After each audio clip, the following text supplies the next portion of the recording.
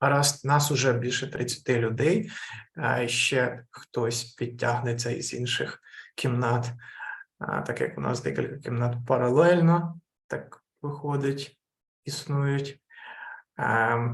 Я хочу представити нашого наступного спікера Григорію Гонту. Григорій Гонта старший Rust-розробник в компанії Tekens Labs. Його компанія спеціалізується на створенні інноваційних DeFi-продуктів на основі протоколів першого рівня. В даний час компанія зосереджена на блокчейн-екосистемі NIR, Metaverse X, Concordium. Tekens Lab люб'язно погодилися підтримати нашу конференцію. Григорій захоплюється програмуванням з 11 років, коли він написав свою першу програму на Паскалі. З того часу він перебрав багато різних мов: C++, PHP, JavaScript, Python, Go, Kotlin, поправ, якщо я щось забув, назвав щось не то. Go. Lua. Ще Lua. 2,5 роки тому він обрав Rust як свою основну мову програмування і з тих пір працює з нею. Григорій розповість про фаз-тестування в Rust техніку, яка передбачає генерування випадкових вхідних даних для пошуку багів та вразливостей у програмному забезпеченні. Тобто, якщо, я так розумію, вам лінь писати тести, то Григорій поділиться ще одним рецептом, як їх писати менше. Григорій, вітайте Григорія. Григорій, тобі мікрофон. Всім привіт! Мене звати Григорій Гонта, я Rust-розробник у компанії Tekens Labs, і сьогодні я розповім вам про фаз-тестування у Rust. Але для початку, що ж таке фаз-тестування? Це автоматизована методологія тестування вашого програмного забезпечення, у якій у вашу програму передається псевдорандомно згенерований інпут з ціллю зламати її або виявити якісь аномальні поведінки. Коротка історія виникнення. У 1989 році професор університету Вісконсін Бартон Міллер написав програму Баги, яка передавала рандомний інпут у Unix-утиліти з ціллю виявити у них баги. Експеримент виявився досить вдалим. З 33 протестованих утиліт у 25 за допомогою цієї програми знайшли баги. А сам термін фаз-тестінг був скрафчений цим же професором у 95-му році у його статті «Емпіричне дослідження надійності Unix-утиліт». Дехто може сказати, це дуже схоже на property-based testing. Так, але різниця між property-based тестінгом і фаз-тестінгом у тому, що у property-based тестінгу ми перевіряємо, що певна конкретна властивість присутня з будь-яким набором вхідних даних, а у фаз-тестінгу ми ж не знаємо, яку властивість ми шукаємо. Ми шукаємо помилки, типу out of memory, крещі, undefined behavior або зависання. До того ж, property-based testing може бути вбудований у звичайний CI/CD пайплайн, тобто ви запустили тести, вони пройшли і ви пішли далі білдити свій артефакт. А для фаз-тестінгу потрібен вже окремий пайплайн, так як він перебирає якомога більшу кількість вхідних даних, тому вам потрібно тримати його включеним настільки довго, наскільки ви можете собі це дозволити. Коли вам це потрібно? Якщо у вас написані всі тести, юніт, інтеграційні, покриття коду 100%, але ви все ще не впевнені, що ваша програма працює коректно. Якщо ви приймаєте інпут з джерел, яким ви не довіряєте, то тоді для вас фаз-тестінг – це прям must-have. Якщо ви працюєте з якимось критичним до стабільності і надійності софтом, щось зв'язане з великими грошима або з людським життям. Також, якщо ваша програма приймає на вхід якусь складну структуру даних, яку ви потім парсите, фазинг теж може бути досить ефективним у знаходженні багів у таких програмах. Ну, або якщо у вас маленька QA-тіма. Два найпопулярніші фазери для Rust – це CargoFaz і CargoFL. CargoFaz – це врапер навколо бібліотеки LeadFuzzer, яка є частиною проєкту LLVM, а CargoFL, що є абревіатурою від American Fuzzy Lob, є врапером навколо бібліотеки AFL++, яка в свою чергу є покращеною версією бібліотеки AFL, написаної Google. Плюси і мінуси кожного з них. Плюсами CargoFast є те, що він працює досить швидко навіть на великих кодових базах у декілька мільйонів рядків коду. Те, що він підтримує всі LLVM-based мови, і те, що його легше інтегрувати у існуючий програмний проект. Плюсами ж CargoFL є те, що він більш ефективний у знаходженні більш комплексних багів, має більше стратегій фазингу, тобто він може генерувати такі дані, щоб спробувати зайти якомога глибше у ваш execution graph, може просто рандомно змінювати дані, тобто фліпати біти, додати байти, забирати байти. І навіть може генерувати інпут на базі словника токенів, який ви йому задасте. До того ж, він підтримує не тільки LLVM-based мови, а й, наприклад, Go. Відповідно, мінусами CargoFast є те, що в нього менше стратегії фазингу. Якщо бути більш точним, вона в нього одна. Він просто рандомно змінює дані і дивиться, що з цього вийде. І те, що він добре підтримує тільки LLVM-based мови.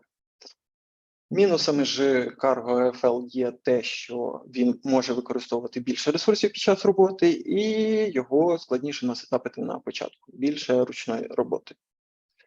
Але далі ми будемо говорити про AFL, тому ось тільки маленький список багів, знайдених за допомогою AFL у відомих програмних продуктах, що досить вражає. На цьому гуманітарна частина все. Далі буде хардкод, тому ті, хто хочуть слідувати з нами, ось лінка на репозиторій у GitHub. А поки у нас є час, десь тут має бути опитування про те, як ви пишете тести, тому всіх охочих прошу прийти.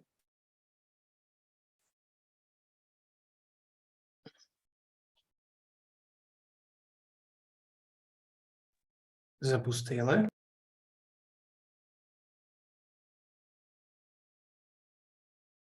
Хтось голосує за останній варіант. Ви вірите в філософію Раста, якщо воно компільнулось, воно працює, тому тести писати не потрібно.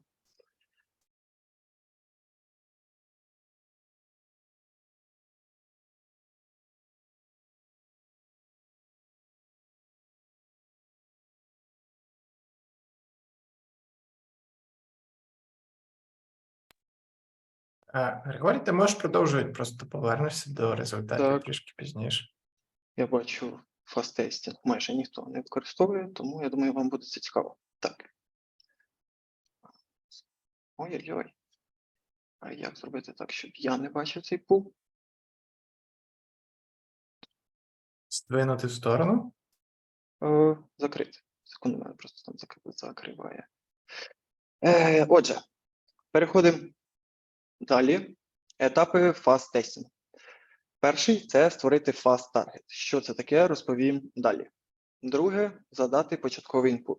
А гарною практикою є задання початкового інпуту з даних, з якими ваші тести проходять.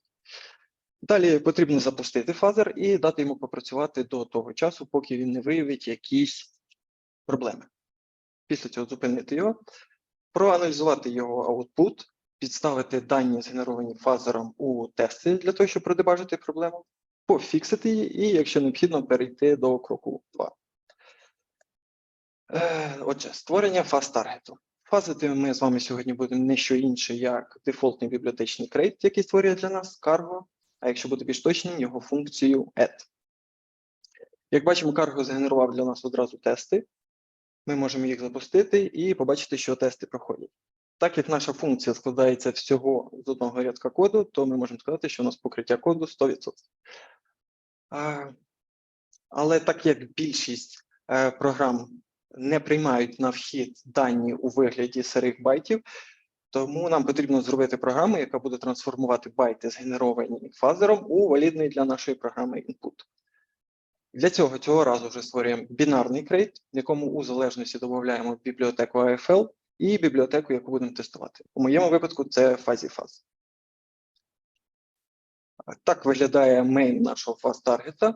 Ми імпортуємо бібліотеку AFL для того, щоб використати з неї macros-fuzz.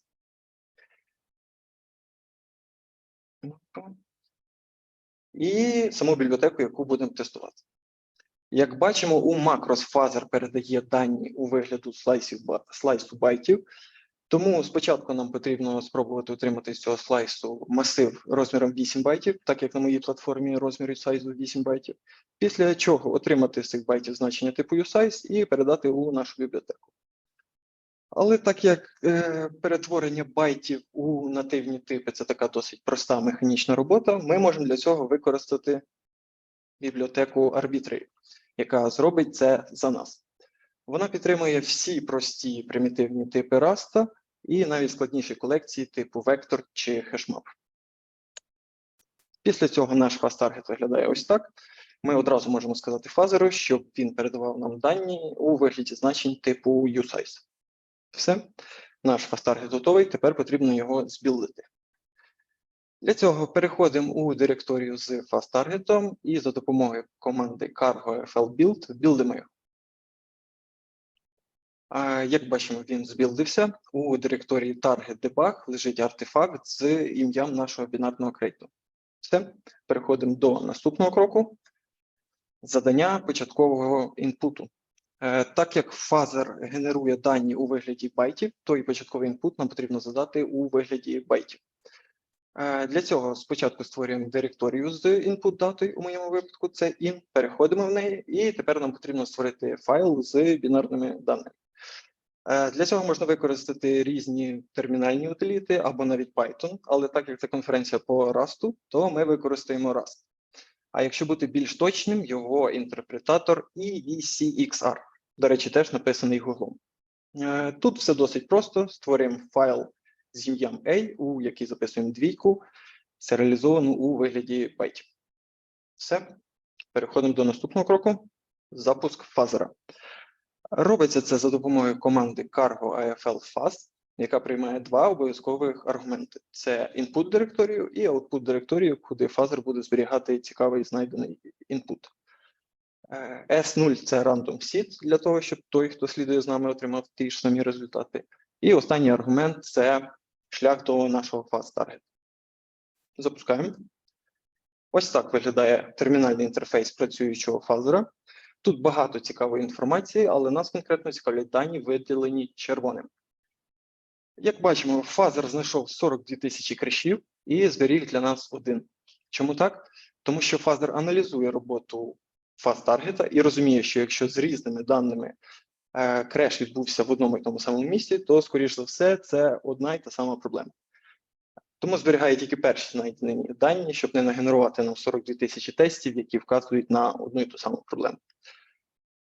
Також досить цікавою є інформація те, що це все він встиг зробити всього за хвилину виконання, перебравши 4,5 мільйони варіантів на процесорі M1. Все. Тепер зупиняємо фазер і переходимо до наступного кроку. Аналіз його output. Як бачимо, у директорії out була створена директорія default, в якій є багато різних файлів зі статистикою роботи фазера, але нас конкретно цікавить директорія з крешами. Тому переходимо в неї і бачимо, що в ній є один файл, який зберіг для нас фазер. Тепер нам потрібно считати дані з цього файлу і отримати значення типу usize. Знову для цього використовуємо інтерпретатор Rust. Щитуємо контент з цього файлу і бачимо, що там лежить 8 байтів, які призвели до креша. Пробуємо отримати з цих байтів значення типу usize, отримуємо ось таке ось значення і переходимо далі. Підставляємо значення, згенеровані фазером, у тести. Підставили. Запускаємо тести і отримуємо помилку. Attempt to add with overflow. Фіксимо проблему.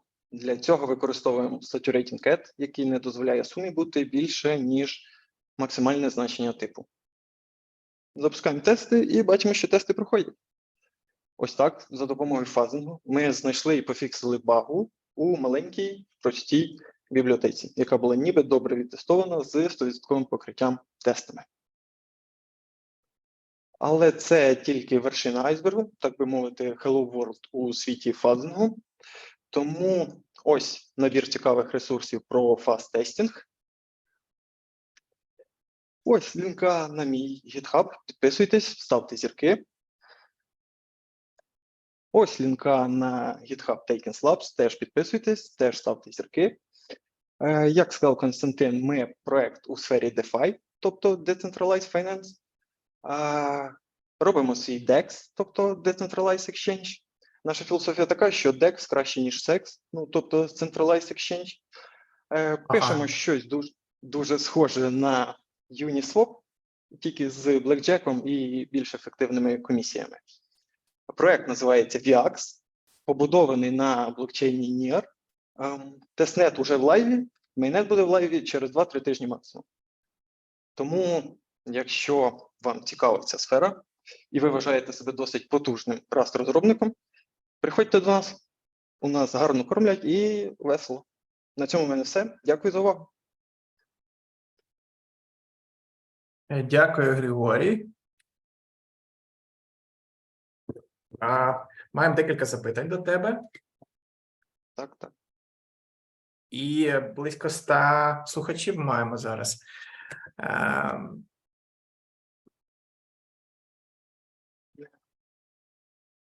Перше запитання. Які ще кредити та утиліти ти знаєш для тестування, для фаз-тестування? Чи можеш ти порадити щось?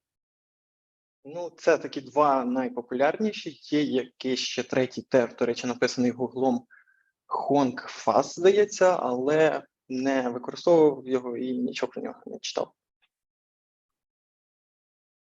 Дякую, Григорій. Для інших мов, можливо, їх є більше, але для Rust основні ці. Наступне запитання. Чи є фаз-тестування самостійним, або краще використовувати фаз-тести в комбінації з юніт-тестами або property-based тестами?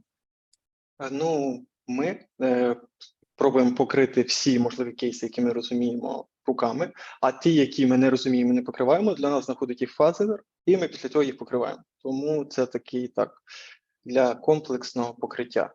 Тому, в принципі, так.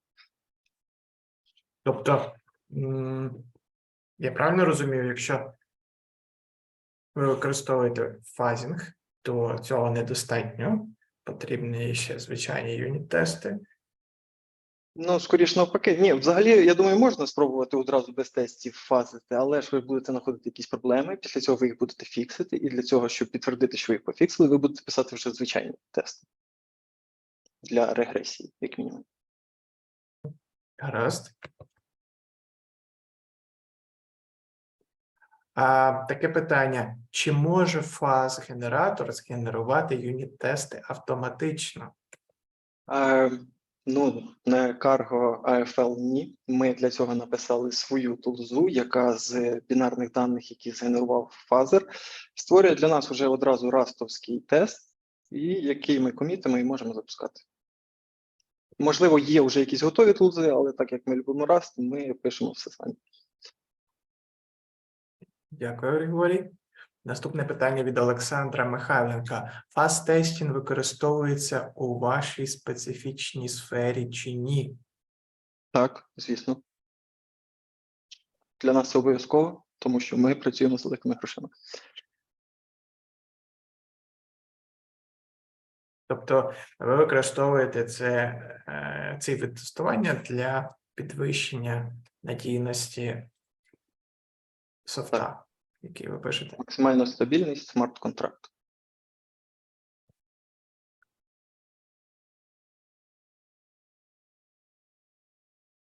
Наступне запитання від Влада Фролова. Як тестувати складні додатки, коли багато складних шляхів виконання? Фаз часто використовується на етапі налаштування оточення і не доходить до самої суті програми. Ну, у нас теж досить велика частина, багато логіки в смарт-контракті, але ми зробили такий інтерфейс, де тестуємо окрему маленьку ізольовану частину. Щось ніби схоже, як юніт-тести, тільки для фазинг. Тобто можна натравити фазинг на окремі маленькі частини, які ви потім уже знаєте, що вони по окремості працюють правильно, значить і разом будуть теж правильно працювати. Тобто потрібно самостійно декомпонувати ваш проєкт на дрібні модулі. Ну, в якійсь мірі вони одразу декомпоновані, тобто у вас якийсь один модуль посилає якісь команди іншому. Ось от цей от момент, де ваш модуль приймає ці команди, ось це те місце, куди потрібно вставити фазер, і він буде імітувати роботу інших модулів. Дякую, Григорій. Наступне питання від Андрія Ніколаєва. Чи вміє поточний крейт будувати трасу виконання, щоб трекати, як гілки коду були покриті вхідними даними? Він сам це вміє, так, тому що він аналізує, які тестові дані початкові, тобто це називається сіди, які сіди після мутації зайшли у які бранчі вашого коду. Там навіть можна налаштувати стратегію, яку використовує фазер для того, щоб вирішувати, які дані вас цікавлять. Тобто ви можете сказати, що шукають такі дані, які призводять до найбільшої кількості кришів, або можна сказати навпаки, що шукай такі дані, які заходять у бранчі, які використовуються найрідше.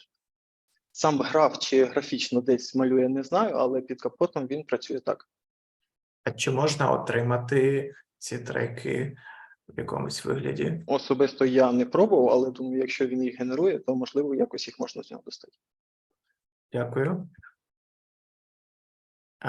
Таке питання. Як довго фазер може шукати краш? Або як довго фазер має шукати краш? Є якісь best practices, рекомендації? Ну, ні, настільки довго, наскільки ви зможете його тримати. Тобто він перебирає. А як ви це робите? Ви просто на ніч Запускаємо, і запускаєте? ми ставимо собі так, якийсь період, там тиждень у нас працює, не знайшов багів. Тоді ми вважаємо, що це достатньо стабільна версія. Ви на тиждень його запускаєте? Ну, зараз менше, так як він знаходить баги, то ми частіше їх фіксимо.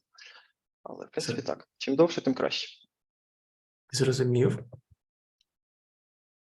Кирило Степанов. В чому принципова різниця між FAST та property-based тестами?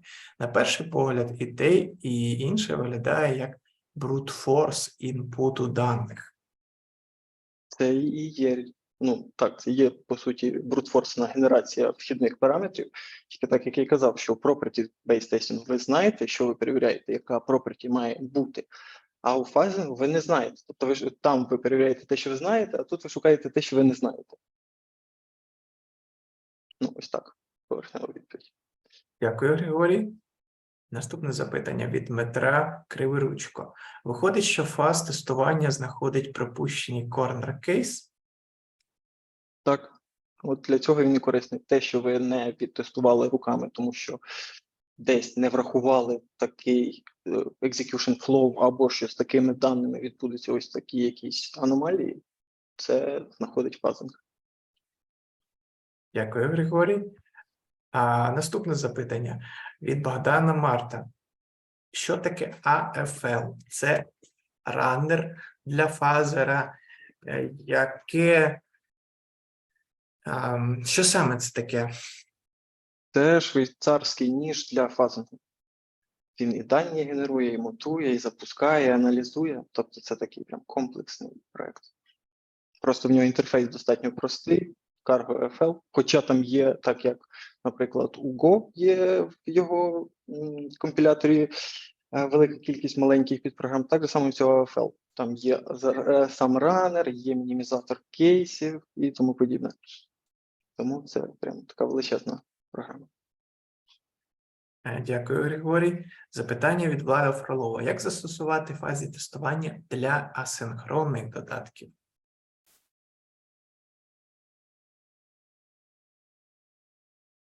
Важко відповісти, не скажу. Ну, якщо вони у вас однопоточні, то ви ж все рівно у вас є просто розрив десь між тим, як якась команда кудись відходить і приходить. От ви тестуєте ці дві окремі частини. Потестувати такий додаток, як однопоточний? Ну, важко сказати. У нас смарт-контракти – це однопоточна програма, яка так буває асинхронна. Тому, ну, в принципі, ви тестуєте ту програму, яка вже, ту частину, яка вже отримує після якийсь івент. По суті, вам все рівно, як прийшли дані синхронно чи асинхронно. Вам головне, чи ви правильно на них реагуєте. Чи можна сказати, що ви з таким use case ще не стикались? Скоріше за все. Раз. Дякую. Запитання від Сергія Чишина. Чи є ваша утиліта для тестування у відкритому доступі? Ні, це handmade всередині нашої компанії.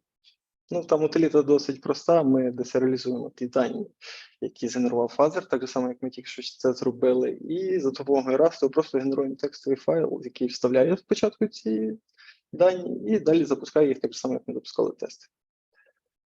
Ви не думали Ну, розширити код? Ні, ми дуже гордимося ним, тому вона поки що залишиться в приватному репозиторії. Гаразд, дякую. Запитання від Юрія Ковпака. Як ви запускаєте фаз-тести? Ганяєте їх за розкладом в TeamCity чи чомусь подібному? Не скажу, це вже девопсовські штучки, але так, у нас є окрема машина, на якій ми це крутимо. Розкладу якогось нема, ми запустили, знайшли багу, поки там хтось її фіксить, пофіксив, скинули нову бранчу і знову тестуємо. Це dedicated машини, чи це в Хмарі? Не скажу, це девопсовські штучки. Гаразд, дякую. Запитання від Ярослава Хадерковського, якщо я правильно прочитав прізвище.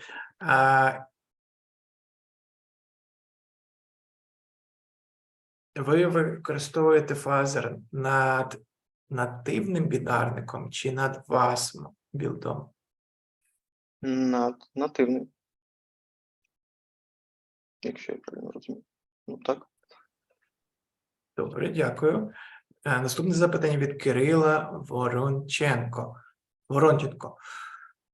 Чи можна використовувати фаз-тестування для тестування криптографічних функцій та примітивів? Чи є в цьому сенс? Не тестував криптографічні функції, тому не скажу, але взагалі, мені здається, це добра ідея для будь-якого софта, до якого можна прикрутити фаз-тестінг. Дякую, Григорій. Наступне запитання від Юрія Олійника. Як буде реагувати фазер на пенік в коді? Він аналізує роботу ж цього фаз-таргета і розуміє, що паніка, значить, дані, які він передав, призводять до криша. Тобто ці дані він збереже. А якщо за задумом паніка має там бути? Ну, в більшості випадків, думаю, ні. Якщо у вас має за задумом бути паніка, то, скоріш всього, вам потрібно повертати result. І після цього ви в фаз-таргеті можете відправити дані, згенеровані фазером, у вашу бібліотеку, ваш софт, і отримати назад result. Після цього проматчити його. Якщо окей, то окей. Якщо там якісь ерори, які у вас задумано так, що вони мають бути, то ви просто у фаз-таргеті ігноруєте цей бранч. Якщо там якийсь неочікуваний ерор, якого не має бути, ви вже панікуєте в фаз-таргеті, і фазер знову ж таки розуміє, що потрібно зберегти ці дані. Тому що якщо ви потім запустите тести, ви прийдете в те місце, де цей ерор був згенерований. Тобто, якщо в коді за задумом є паніка, то виходить такий код. Його потрібно змінювати. Доведеться перефакторити. Ну, чисто для задач фаз-тестінгу. Гаразд. Чи можна, запитання Влада Гезеля, чи можна використовувати фазінг для знаходження багів, пов'язаних з мультипоточністю, паралельним виконанням коду? Це питання вже у нас було, відповідь на нього. Григорій з таким не стикався. Для мультипоточних тестів, наскільки я знаю, є така бібліотека Loom. Ось вона може в цьому допомогти. Якщо це, я правильно зрозумів запитання, але це не про фаз-тестінг. Гаразд. Дякую, Григорій.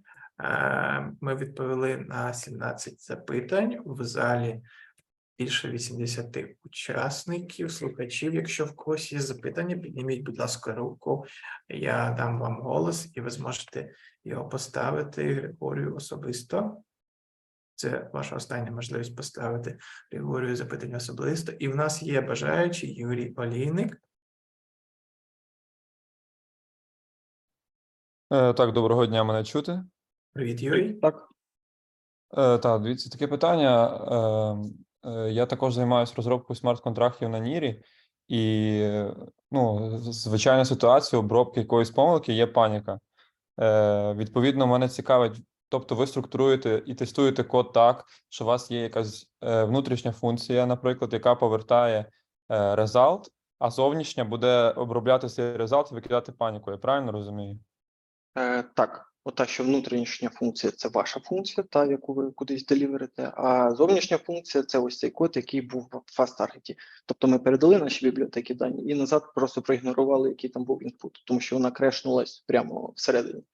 А якщо вам потрібно більш так детальніше аналізувати те, що відбулося вашою програмою, то ви вже в FastTarget аналізуєте те, що повернулося звідти. І якщо якісь результати вас не влаштовують, тоді ви панікуєте і фазер це запам'ятає. Я зрозумів, але там уточнююче питання в тому, що ну, паніка – це нормальна обробка, якщо ну, це ваша функція смарт-контракту.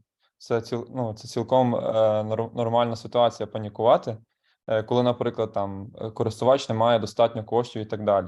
Тобто це нормальний вихід. І в мене питання, тобто якщо в мене посередині функції є паніка, то мені потрібно функцію обробити так, щоб вона повертала result, ну, тобто зробити якусь внутрішню функцію, так, яка повертає result, ну, типу result error, а зовнішня, відповідно, вона буде, ну, панікувати. І тестувати мені потрібно саме цю внутрішню функцію, яка повертає result error. Ну, в цьому питання. Ага, ну просто ми в таких випадках повертаємо error, але якщо ваша функція панікує, то в принципі ви отримаєте той самий результат, який ми тільки що отримали в демо. У нас сама функція add панікувала, коли ми додавали 2 числа і получали суму більше, ніж потрібно. Тому ну, фазер зберіже цей варіант. І ви зможете зарепродюсити цю багу. Якщо ж для вас паніка це не вважається проблемою, тоді так потрібно трохи хачити бібліотеку і зробити так, щоб фазер ігнорував ці паніки. Я зрозумів. Ну, добре, я не хочу тоді просто заглублятися. Так, дякую. Будь ласка. Дякую, Юрій, за ваше запитання. І поки Юрій ставив свої, у нас з'явилося ще декілька. Кирило Воронченко хоче доповнити своє запитання. Правда, я не знаю, котрий з них його. Давайте знайду.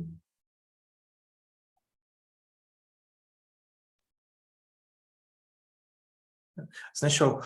Кирило ставив питання, чи можна використовувати фаст-тестінг для тестування криптографічних функцій. І його доповнення. Чи є можливість надавати різні псевдоніми генераторам як вхідним параметрам для генерації даних? Чи зрозуміло питання, Григорій?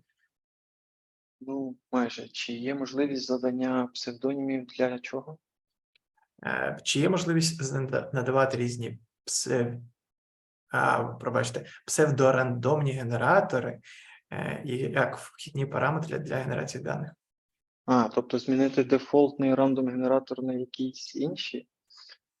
Можливо, але ми використовуємо дефолтний, тому не скажу.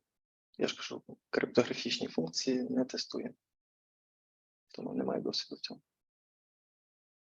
Гаразд. Чи є теоретичне запитання від Ярослава Ходаковського? Чи є теоретичний сенс фаз сетап в блокчейні, де ранер не викликає функцію з бібліотеки, а серіалізує інпут в транзакцію і відправляє на локальний блокчейн відправляє на локальний блокчейн? Чи є теоретичний сенс в фаз сетап в сетапі в блокчейні, де ранер не викликає функцію з бібліотеки, а серіалізує інпут в транзакцію і відправляє на локальний блокчейн? Якщо питання зрозуміле, дай відповідь або попросимо уточнення.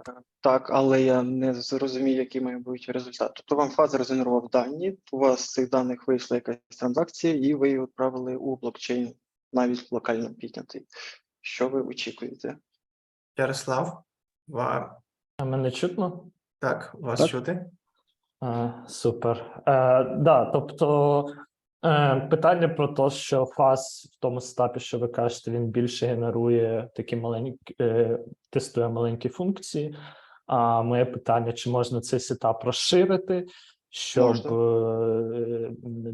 тобто ганяти повний цикл транзакції, а не тільки одну функцію. Тобто є якісь дані у транзакції на вхід, там якісь 2 числа, і ми ці 2 числа фазимо, записуємо в транзакцію, відправляємо постійно транзакції, чи це буде занадто повільно для фаз тестування, чи Ні, це я в демо показав такий максимально простий проект, але ми так і робимо. Нам Фазер генерує набір команд для нашого DEX, ми їх щитуємо, там вони у нас у вигляді вектора, і в залежності, яка це команда, ми викликаємо відповідний метод нашого DEX. Як По суті, повноцінну ми передаємо ці транзакцію? транзакції. Ну, вам потрібно задати якусь структуру цієї транзакції, зробити для неї анотацію арбітрі, щоб Фазер знав, як згенерувати вам конкретну структуру, яку ви хочете. І після цього ви її приймаєте, а далі робите з нею, що хочете. Угу, я зрозумів, дякую. Будь ласка. Дякую, Ярослав, за запитання. Також запитання від Олександра Михайленка. Єдине, Григорій, я не знаю, чи є у вас експертиза з NIR протоколом. Питання сформується так: якщо функція в NIR панікують, який error handling у cross contract calls має бути? Якщо знаєте, відповідаєте, якщо ні, На жаль, ні. тоді це і є відповідь. Питання завершились, і остання можливість поставити запитання, якщо ще в когось є якесь запитання. Поки Григорій тут, давайте його ще трошки помучаємо, а ні, то будемо відпускати. Гаразд, здорово. Григорій, Дякую всім за до питання. кінця сесії дожило 70 людей. Ви відповіли на 20 запитань, і це була чудова доповідь, інформативна. Ще раз дякуємо Tekens Lab і вам за участь в нашій конференції. Дякую вам за те, що Зараз- запросили нас. Будь ласка, зараз обідня перерва, трішки менше, ніж через годину ми продовжуємо. Будь ласка, скористайтесь цією можливістю перекусити щось. До зустрічі. Дякую.